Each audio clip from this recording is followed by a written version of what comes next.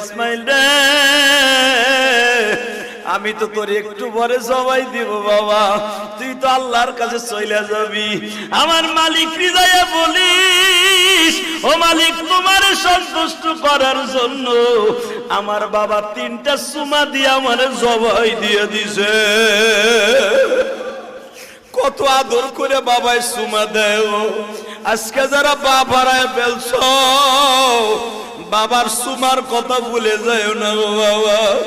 বাবার এক একটা সুমা কিন্তু, বাবার এক একটা কিস কিন্তু জান্নাতের নেয়ামত।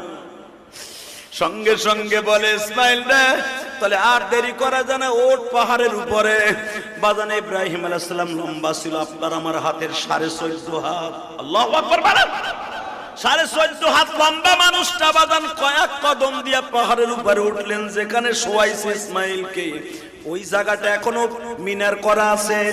ইসমাইল যখন শোয়া দিবে, মাজার থেকে বাজান বেরায় 22-23 হাত লম্বা একটা 22-23 হাত লম্বা একটা রশি, চামড়ার সোবলা দিয়া বানানো বাবা রশি, মাজার থেকে ইসমাইল খুলতাছে ইব্রাহিম।